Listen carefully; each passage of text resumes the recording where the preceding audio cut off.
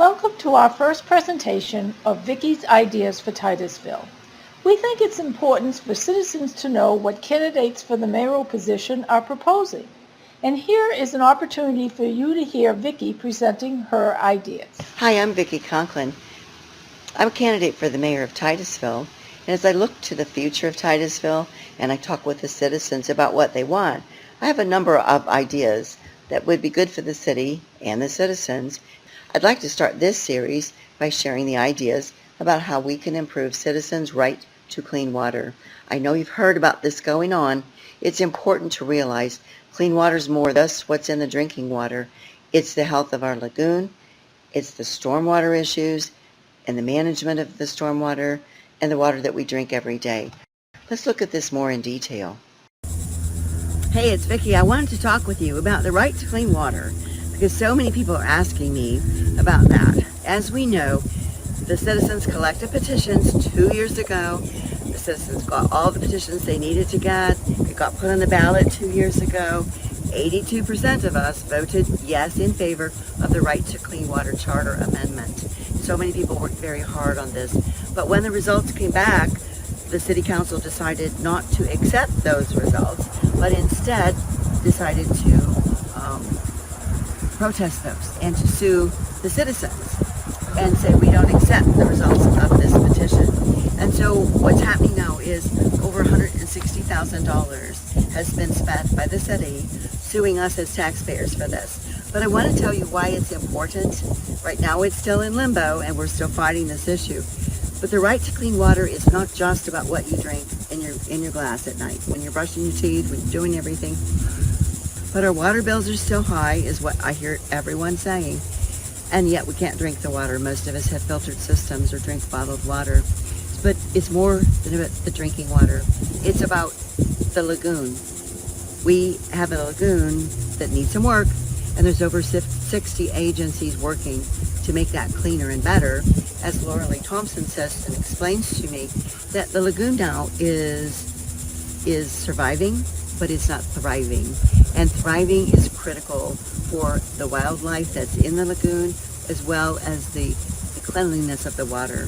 One of the biggest contaminants, I was surprised to learn, was the fresh water. It's the storm water. Every time it rains, as you know, that happens a lot here, but every time it rains, a lot of that fresh water goes into the lagoon. So I think there's three things that we can work towards. Number one would be testing. Testing needs to be done of our drinking water, but testing also needs to be done of the lagoon. We need to know it's there. As a nurse, I was taught to assess. We assess what we have, but we've got to figure out what we have. Then we can figure out how to treat.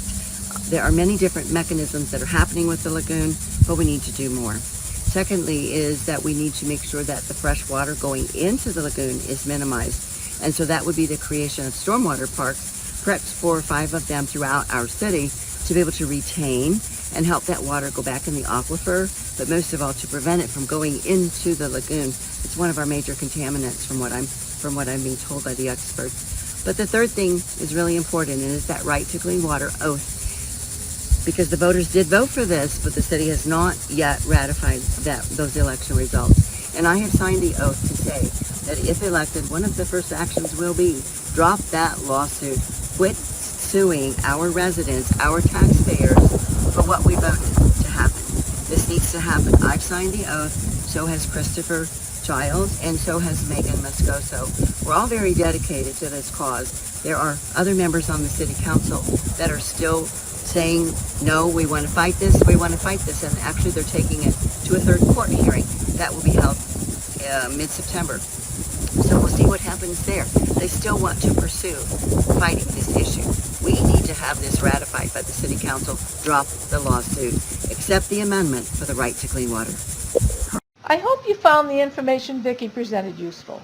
Before we go, I just want to follow up on the issue of the oath to support the citizens' vote on clean water. If clean water is important to you, you need to know how the people stand. Here is a list of the City Council members and how they voted the last time there was a vote on this issue. You can see that Dan Diesel and Joe Robinson voted to support the citizens, while Sarah Stokoe, Herman Cole, and Jolynn Nelson voted to continue the lawsuit against the citizens. Here is a copy of the oath to uphold the will of the citizens of Titusville on clean water. Christopher Childs created this and invited all candidates to sign it.